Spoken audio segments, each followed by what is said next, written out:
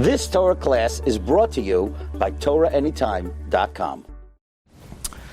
Okay, Bruchim Abom, welcome everyone. Shalom Aleichem, good to see everybody back on a regular Wednesday night. And I know you thought everything is back to normal and we're not going to mention the campaign. No. We're just getting going. We're in now a bonus round, so we appreciate all those who participated until now. And we took a vote and we decided that anyone who contributes from here on, we will still accept your contributions. Well, it wasn't clear, but we made that executive decision. So anything that you could do to be mishtatef in our cause, to expand our efforts, we'd really appreciate it. Okay, so we're beginning now a new sefer. And for Sefer Bamidbar, we have two generous sponsors. Once again, I want to thank Dr. Zakheim Umeshpachta for sponsoring yet another sefer, Lila Nishmas, Reb Shloima Eliezer ben Harab Yaakov Zakheim, and Lila Nishmas, Dr. Zakheim's mother, Rivka Bas Tuvia Halevi, the Neshama Shnav and Aliyah be Melitza Yisharm for their whole family, for Simchas Nachas B'suras Toivos, Gezint, Ad Biyasko El Tzadek.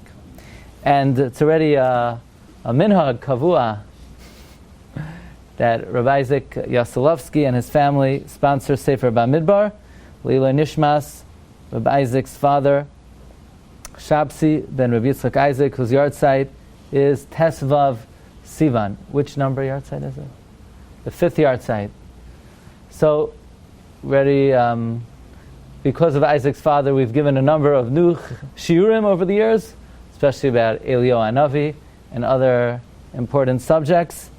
And on this occasion, we wish his neshama shnav and aliyah, and we thank Rabbi Isaac for helping us out tremendously with the campaign. And Began Eden Tehei Menuchasoi Im Shar Tzadikei Olam. Tonight's shiur is sponsored by Elio Jacobowitz, Lenishmas, his father, Harvi Shlomo ben Harav Moshe Yehuda. So, whose shloshim is tonight. So we wish his neshama to have an aliyah, and it should be a me'el yosher for his whole family. Okay, Rabbi Isai, tonight's shiur, Parshas Bamidbar. We're not going to speak about Parshas Bamidbar, but we're going to speak about Megillas Rus. And for those of you learning Daf Yomi, Masechta Yevamos. For those of you learning Daf HaShavua, Masechta Yevamos. And even if you're not learning Masechta Yevamos, it's always good to learn Masechta Yevamos. But don't be scared. We're not going to speak about any of the complex cases or lamdos. We're going to speak about the fundamental idea of Yibum in general. And let's start with an interesting question. And that is, we know that Seder Nashim of Shas has many Masechtas in it. Kedushin, Gittin, Ksubis, what else do we got? Nedarim, Soita, Nazir. There are many Masechtas in Nashim. Which Masechta would you have thought should be the opening Masechta in Seder Nashim? Kedushin. And that's how it all starts. You know, you can't have Yivamas if you didn't get married. So first you have Yivamas, and then probably Ksubis, and maybe Gittin, or Soita, and then Gittin. And then the last obscure case should be Yivamas. And yet the first Masechta of Seder Nashim is Masechta Yivamas. I mean, how many of you know people who did Yibum? Raise your hand if you know people who did Yibum. Wow, the overwhelming... Nobody here ever even... Do you know anyone who knows someone who did Yibum? Maybe. Actually, there's somebody who usually comes to the shiur whose brother did, or sister-in-law. But Yibum is a very obscure case. Why, Rabbi Isai, does Seder Nashim begin with Masechta Yevamos? So let's begin with a little story. There was two women by the name of Shifra and Puah. And they had a job. Their job was to kill the Jewish boys. Okay? And they did not listen to the Pharaoh. And they feared God. And the pasuk says, "Vayehi ki yoram yaldos esolekim." It was that the midwives feared God. Vayasalhem batim, so God rewarded them by making for them houses. What are these houses? Rashi says, Bate Kahuna, the institution of the priesthood, or Levia, Malchus, these are called Batim. Kahuna and Leviah came from Yocheved, and Malchus came from Miriam. Okay? Kahuna and Leviah from Yocheved, Malchus came from Miriam. Now that's very interesting. First of all, why? Just because they didn't kill the Jewish boys, therefore they were rewarded with Kahuna, Leviah, and Malchus. Why didn't God give them, I don't know what, a bungalow, you know? Why did he give them Kahuna, Leviah, and Malchus? So the Brisker Rav famously says that had they killed the Jewish boys and let the girls survive, then there still would have been a Jewish people. Because there would have been girls, and they would have married Egyptian men, and their offspring would have been Jews. So they didn't save Klal Yisrael by doing what they did. What they did was they saved patrilineal descent, because there wouldn't have been any male Jews. So they saved all institutions in Judaism that go by the father. So therefore God rewarded them, midah keneged midah, that the institutions in Judaism that go by the father come from them. Fine. Says the Gemara in Saita, that when the midwives feared God, God made for them houses. It's machlokes Rav and Shmuel. One says Batei Kahuna and Leviah, and one says Batei Malchus. The Manda Amar that says Batei Kahuna Leviah, Aaron came from Yocheved, Moshe came from Yocheved. The Manda Amar Batei Malchus, David came from Miriam. You hear the story? You knew that? King David came from Miriam. Does that make any sense? Miriam is the daughter of Amram. She's a Bas Levi. So how in the world did David come from Miriam? So the Gemara says, oh good, Matis. The Gemara says, T'chsiv Azuva, the wife of Kalev, died, and Kalev married Ephras. Who's Ephras? Miriam. And they had a kid, Chur, and David is called Ephrasi. That means David came from Kalev. By the way, the Gemara continues. Who's Kalev? Kalev ben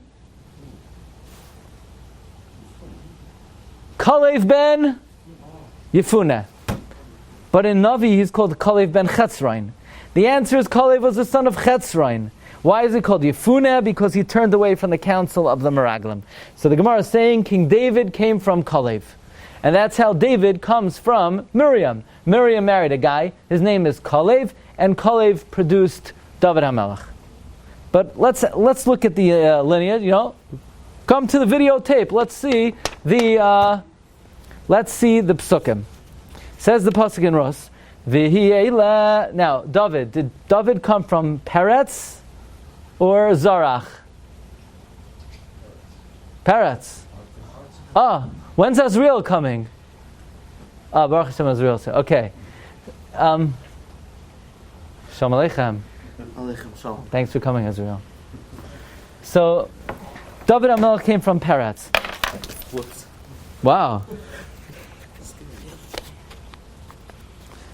This just arrived.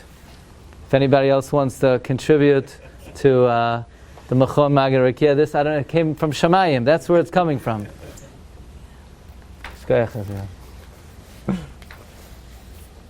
So, let's look at the psukim. V'hi'ela todais paretz. Paretz. Now, upcoming share, I'm giving you a preview, is going to be on the subject of the kamatz. Okay, I have upcoming, I think, B'haloischa. The share is going to be on kamatz. I've been, every night, you know, I have to unwind. So I've been unwinding by preparing the kamatz. Like, I'm about to fall asleep, my head is in the kamatz. I finally found some good stuff on it. Okay, it's been in the works for a long time. Anyway, the pasuk says, V'yela toldos paretz hoyled es chetzrain. V'chetzrain hoyled es ram.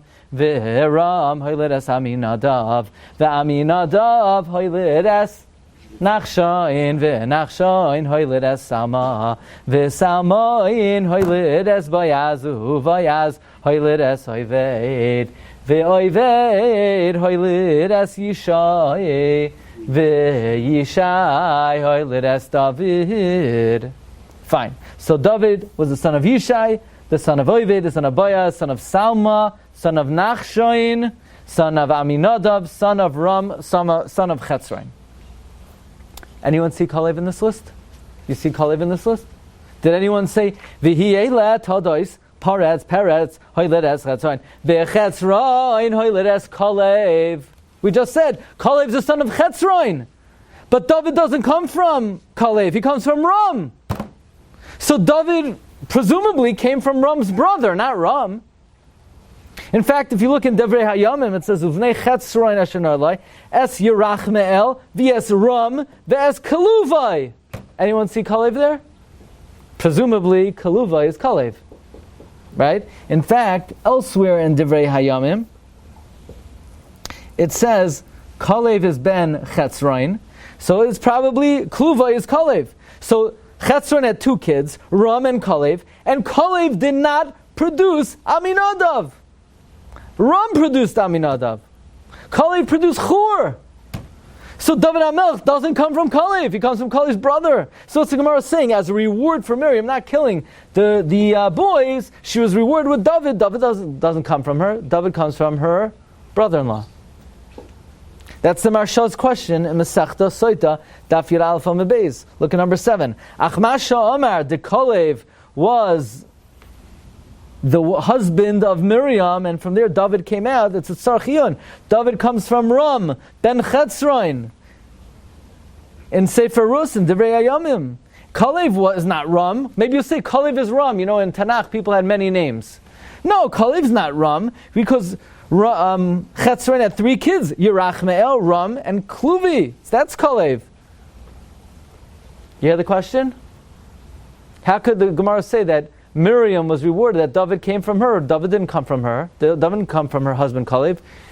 Came from Miriam's brother-in-law. So the Maharsha says, you know what you have to say? That one of the descendants of Ram married a woman from the descendants of Kalev. And from there, David was produced. So in other words, yes, Kalev is not on the list, but one of these guys, one of these individuals, maybe Aminadav, maybe Nachshon, maybe Salma, married a descendant of Kalev. You like that answer? That's what Marsha says. Even though the Gemara says Hashem rewarded Miriam that David came from Kalev. What evidence is there because David is called Ephras, and that means he came from Miriam. How did he come from Miriam? So that's the Marshal's question, and Rav Yisrael Reisman in his book Pathways of the Prophets, in number 6, he brings Yocheved and Miriam. Let's see if any Rabbi Reisman people are on the shiur. Okay, not right now. But Yocheved and Miriam risked their lives and have Jewish newborns. Heaven rewarded them for this, and it was because the midwives feared God that He made for them houses. Rashi explains that this refers to the houses of Kohanim and Leviim. This is a well-known Chazal. Even the youngest students learn this. Yeah? You think so? Yeah, sure. Yeah, Azriel says, yeah, even the youngest students read this when they're introduced to Parshas Shemais. Yet this seems to be impossible. At the end of Megillas Rus, the name of every one of David's ancestors is listed, except for Kalev. Kalev is not listed. One may argue maybe in Tanakh people had many names. No, it cannot be. In Devrei Hayamim, Kalev was the son of Chetzroin. And he had a brother named Ram. So Chetzroin and Ram appear in Megillas Rus, but Kalev doesn't. So how can you say David came from Kalev? Next question. Naomi tells Rus, I have a great idea. The Gadol Hadar is going to be sleeping tonight in the threshing floor. I want you to go there and lie down next to him and uncover his legs. Good idea? You ever unite? Good idea or bad idea? What? I mean, for a young woman to do that to any man is not a good idea. Let's get that straight. This is not a good idea. To do that to the Gadol Hadar, definitely not a good idea. You know, David HaMelech woke up at midnight every night to thank Hashem. That what? That when Rus uncovered the legs of Boaz, Boaz didn't kill her. I mean, Boaz is a shofet. There's an intruder in the house. He's about to do something seemingly problematic. He's the Gadol Hadar. Gadol Hadar could take extra legal measures. He should have said, guards, kill her. Or he could have cursed her. A guy like Boaz curses you, you're like disintegrate, you turn into ashes. And David HaMelech woke every night at midnight. God, I don't know how you pulled that off, but I'm very appreciative that you did not allow Boaz to kill my great-grandmother. Why is she uncovering his legs? What is that all about? That's the kasha of the Malbim. Then Boaz marries Rus. The next morning Boaz is dead. Rus conceives. Who? Oved. When Oved is born, the neighbors say, Nami, you had a kid. What do you mean Nami had a kid? Nami's a grandmother. Nami didn't have a kid. Rus had a kid. Why didn't they say, Rus, you had a kid? How do you think the daughter-in-law would feel if she had a baby and she's staying in her mother-in-law's house and everybody goes over to the old mother-in-law, oh, you had a baby, and everyone ignores the daughter? That's not a good recipe for familial harmony. Why did they say she? Now, okay. So let's talk about, Marv Rabbi Say, the first instance of what we call the Levirate or Levirate marriage, Ebam. So Oinan was Mashchas Zara, he was Hoitzi Zara Levatala, and Er died. Oinan was told by his father, live with your brother's wife and do Ebam to her. V'hakim Zara le'achicha. So Rashi says, what does it mean, V'hakim Zara le'achicha? You'll have a baby, and you'll name the baby after the deceased. V'hakim Zara le'achicha. The Ramban says, where did that come from? We know there's a mitzvah of Yibam in the Torah. Is there any mitzvah that you have to call the baby from Yibam after the deceased? There's no such thing. There's no such mitzvah. So why would Rashi interpret that what Yehuda is saying to Oinan is you'll have a baby and you'll name it after the deceased brother? And even by Boaz and Rus, when Boaz did Yibam to Rus, they had a baby. What did they call the baby? Machlain. They call the baby Oved. So you see, you don't name the baby after the deceased. So what's V'hakim Zera La'achicha? And the Ramban says something amazing. It says, Oinon knew, listen carefully, that the seed would not be his, that the baby would not be his. And therefore he didn't want to live with her. Now, if all that happens is that you have to name the baby after the deceased, why would that not be Oinon's kid? Just because you're naming the baby after the deceased, it's still Oinon's kid. So the Ramban says this is one of the great secrets of the Torah. This pasuk contains one of the great secrets of the Torah that was known to the earlier generations, that it could be that Yehuda was the one who originated this custom, and maybe even before. Yehuda accepted the secret, received the secret from his parents, from his father, and that is, since the Torah prohibits certain relatives, Hashem wants to permit other relatives under limited circumstances, especially your brother's wife. Because if your brother dies without children, you're doing him a big favor if you marry his wife. And if you don't marry his wife, it's terrible cruelty not to marry his wife. And therefore we call you Beis Cholotz Hanal. And there's something epic that is accomplished when you marry the wife of the deceased. What is accomplished? What is so epic about it? What's the secret? The Ramban says, V'hamaskil yavin. That means if you have divine connection, you'll understand it.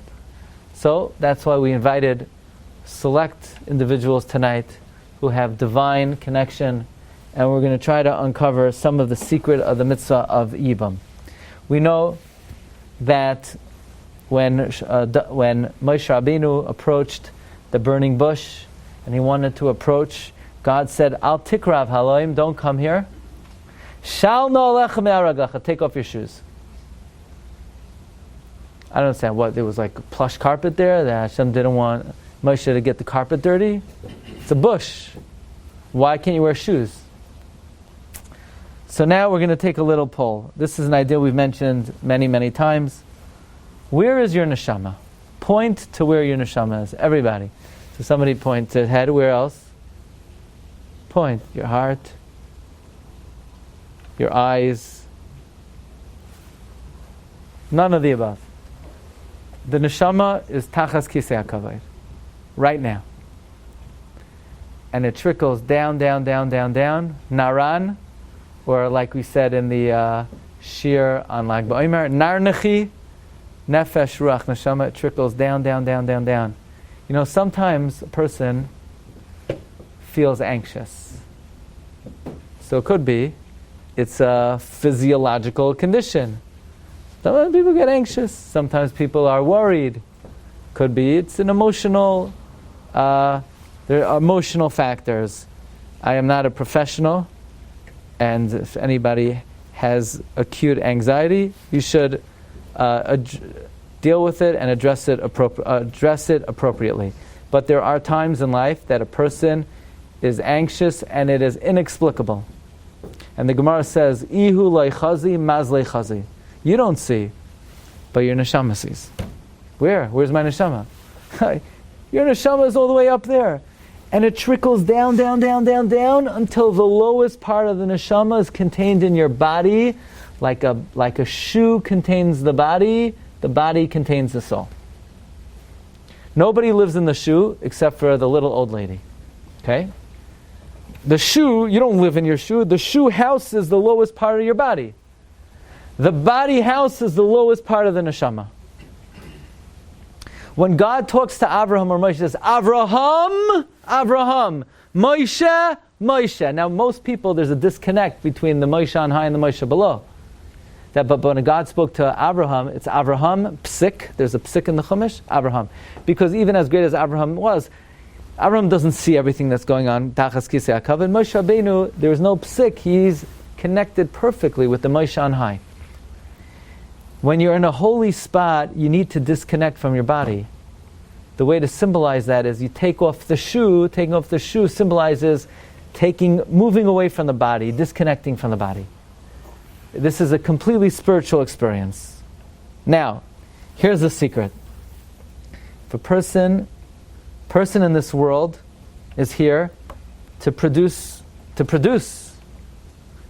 progeny, primarily spiritual progeny, learning Torah, to produce progeny in society, to contribute to the betterment of society, and also physical progeny. Every human being is given a mission, at least to attempt to produce progeny in every dimension. If somebody does not produce progeny, there's a certain level of unfulfillment. And therefore their soul has a degree of turmoil and unrest. And if they die without children, the soul is so tormented that it needs to come back. But it needs a body to come back into. And if that soul that needs a body is your brother, you got to bail him out. And the way you bail him out is you marry his wife, because the soul of your tormented brother is being carried by the woman. And it needs a body to go into.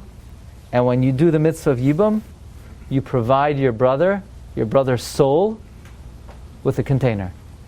And it brings respite, it brings menucha to your brother. Isn't part of Ebam also the shoe? Now, so we ask you, do your brother a favor. Give him a body. Give him a kid. Because now, if you produce a kid from his wife, the Yavam is actually doing the most altruistic act possible. Because it's not his kid. Doesn't belong to him. He's giving a body to his brother. So actually, he's giving a kid not to the Yavama, but to his mother. He's giving his mother a child. Right? Because he's bringing his brother back to this world. So the child is not the son of the Yavama, the woman. The child is really the son of the mother of the Yavam. Because it's the brother, reincarnate, the brother's coming back. So what do we ask you to provide your brother? A body. What's the analogy to a body? A shoe. And what if the brother says, I don't want to do Yibam. I don't like, she's too tall, she's too short, she's whatever. I don't want to give a shoe to my... You don't want to give a shoe?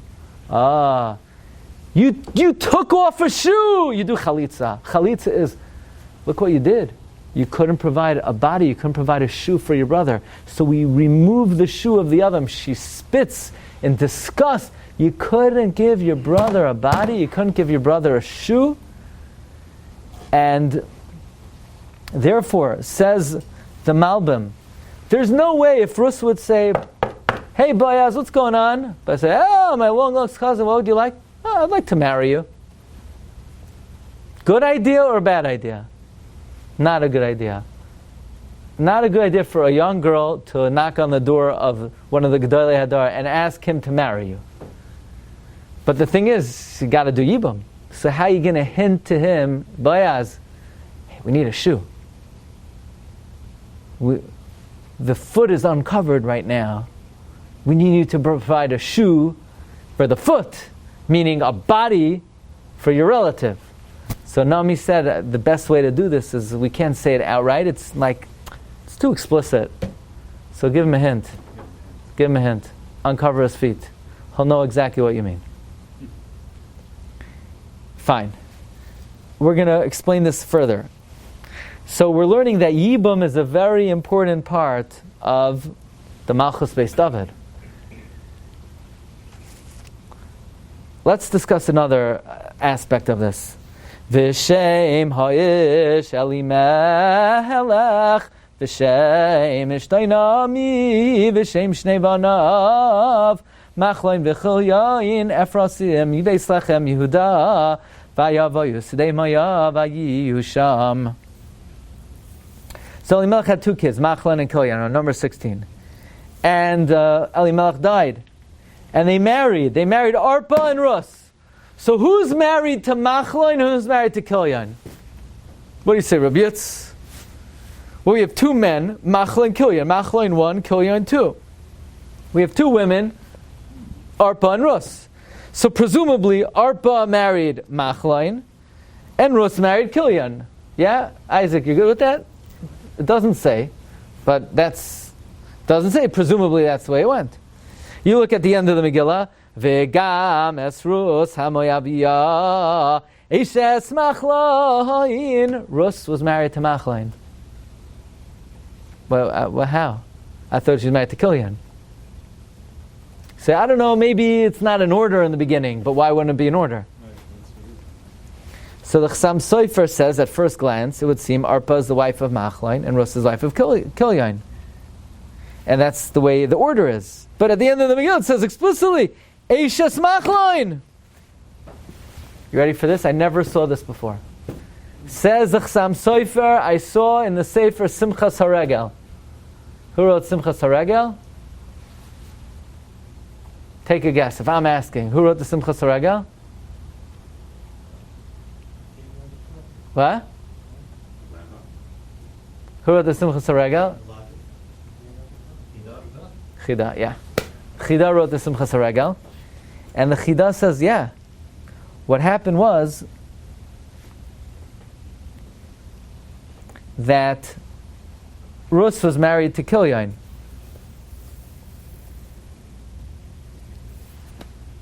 Rus was married to Kilyan, like it says in the beginning of the Megillah.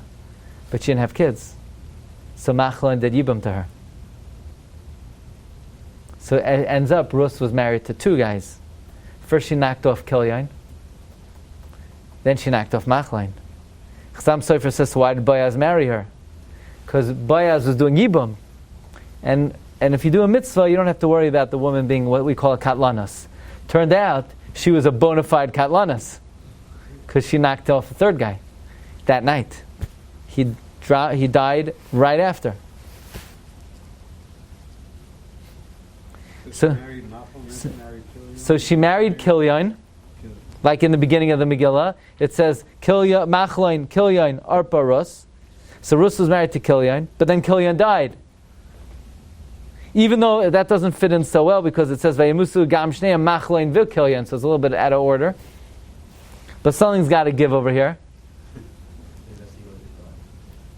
No, but then who did if Machlon did right? So the Chassam Sofer says that actually Rus had already done Yibum to Machlon. So we got a lot of Yibum going on in the creation of David HaMelech. You have Yehuda and Tamar. You have Er and Oinan. You have Rus and Boaz. You have Rus and Machlon. In Megillah Rus, in the end, it says that the item they used to make an exchange on the field of Machlon and Kinyan was a shoe. They used the shoe to make a Kinyan, and this was like Jewish tradition. Right? I mean, whenever you want to make a Kinyan, no? Don't you always take off your shoe, change your shoe?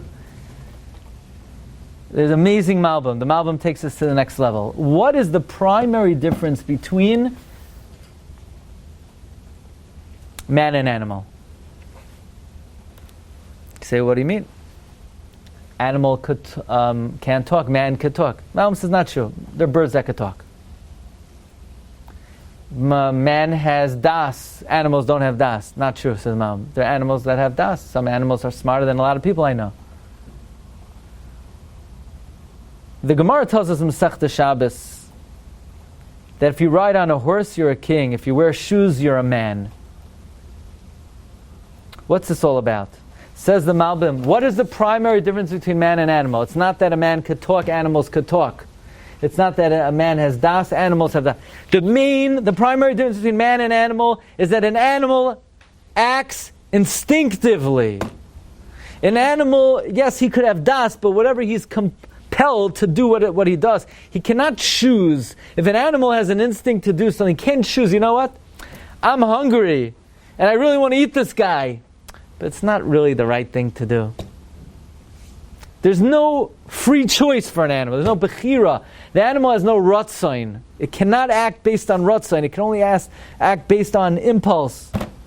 But man has the ability. I'm hungry. I want to eat it, but I'm not allowed to, so I'm going to overcome my instinct. I want to do this sin. It looks pleasurable, but I know it's wrong. I know somebody's watching me. I know it has bad repercussions. I'm not going to. I'm angry. I want to bite the guy's head off, but I can't lose my temper, so I'm going to keep my cool.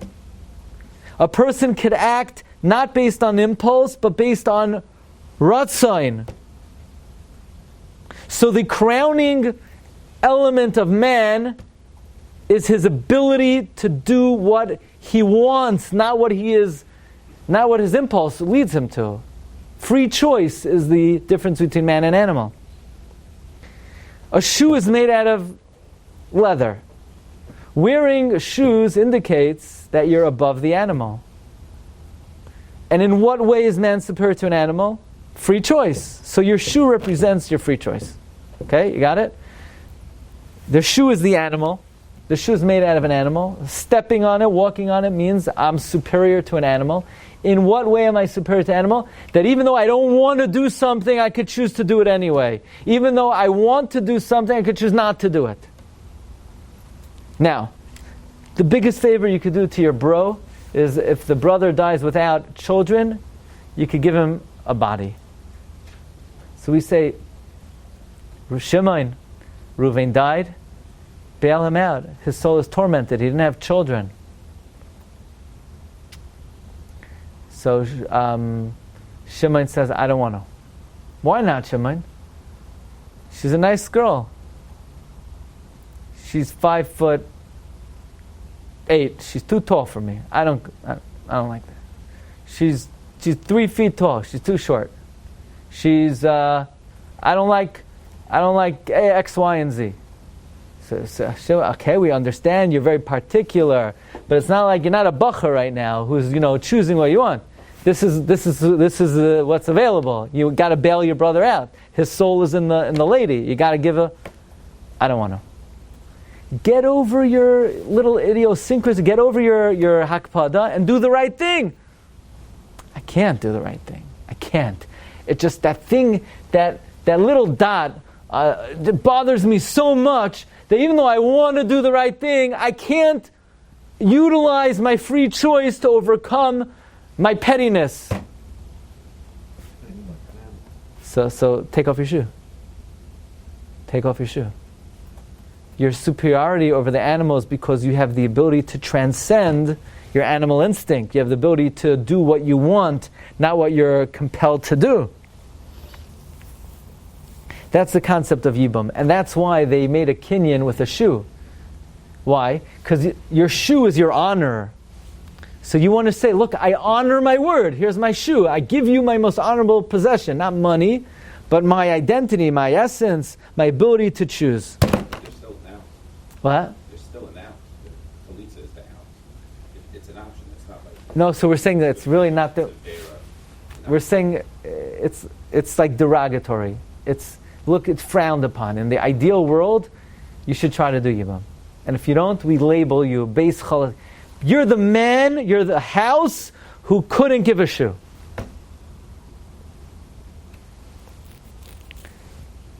Says Rabbi Reisman, he was studying Megillas Rus, and a friend of his lent him a commentary on Rus, Rav Vidal Hatzarfasi, who's a Moroccan Gadol, not a French Gadol. If you want to learn about French Gadolim, you could come on our trip in the summer.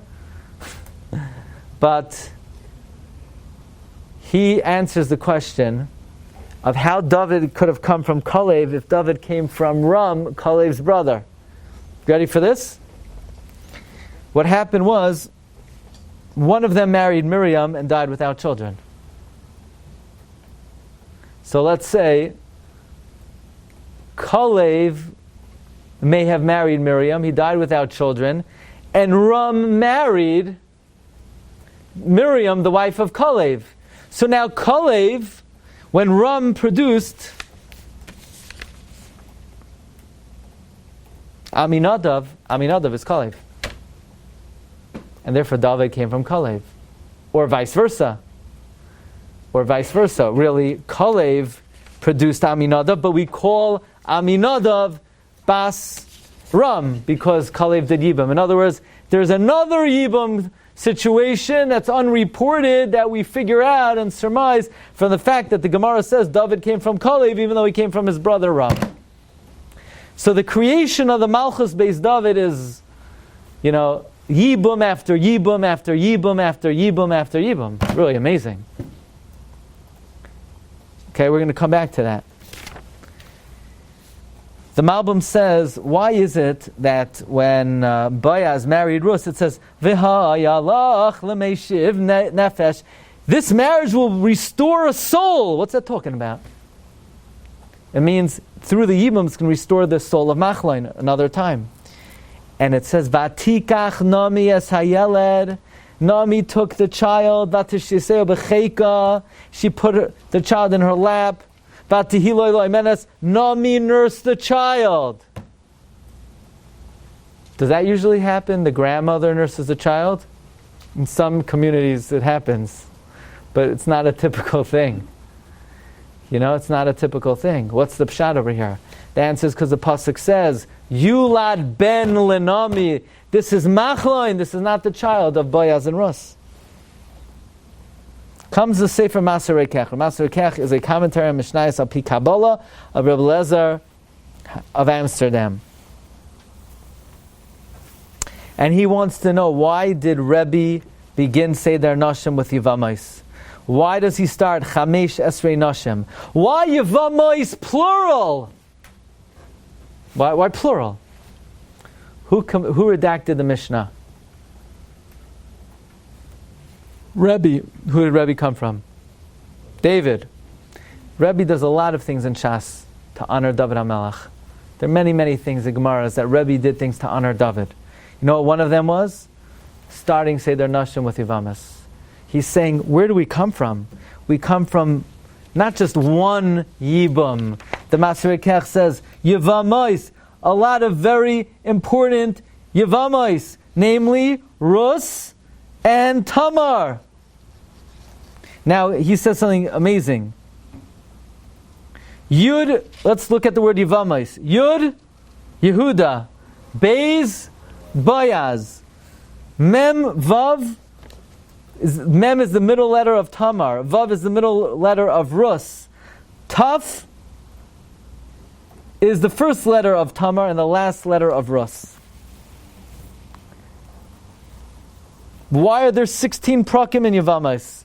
Yehuda, V'Tamar, Boaz, V'Rus, 16 letters. Why did Rabbi start the Masechta Chamesh Esrei Nashim? Because it's Gematria 1324, which is Gematria of Besoid Tamar Veros. But I would just humbly add, Yevama is plural because Tamar and Rus are not the only Yevama involved in the creation of David HaMelech. You have Machloin and Rus, and you have, like we mentioned, Kalev and Ram. So the entire creation of David is through the Mitzvah of Ebam. And the Mitzvah of Ebam is the greatest act of chesed because it's chesed shalemes. For the woman to go through 9 months of labor and to come out with a kid that's not her kid. That's why Oinon said, what do I do it for? I'm going to produce a kid. I'm going to pay for the kid's tuition. I'm going to learn with the kid. And it's not my kid. It's my brother's kid. It's my brother. I like my brother, but it's, I can't. Not that much. I want to share with you one additional thought. David HaMelech is the Mashiach. He's going to build the Beis HaMikdash. Reb Chaim Falaji writes, what is our relationship with God? God is our husband, so to speak. But then in Eicha we read, Haisa ke'almana. We're like a widow. So we're like a widow? Did God divorce us? No. We're like a woman whose husband went overseas and he's coming back. Reb Chaim Falaji says, actually our exact relationship to God is, we're not really married to Him yet. We're zakuk to Him. He's connected to us. He's tied to us. We can't go anywhere, and He can't go anywhere, but He didn't seal the deal yet. What is God's relationship to us? He's our Yavam, and we're the Yavama. And what then would you call the Gula Hasida? Ebam. That's what Chaim Falaji writes. Beis HaMikdash, he says in Nefesh Chaim, Binyan habayis de la'asad lavai hu b'makayim Ebam. So is it any wonder then that the one who will bring this Ebam to fruition came into the world through so many different episodes of Ebam, starting with Yehuda and Tamar, and Machloin and Rus, and Boyaz and Rus, and Ram and Kalev. It's interesting that David, who is going to usher in the era of Mashiach, which is likened to Ebam, came into the world through so many episodes of Ebam. So this is a Masechta that many are involved in now, in Daf Yomi, in Daf HaShavua. This is a very important theme in Megillas Rus. And again, there are two very significant ideas in the removal of the shoe.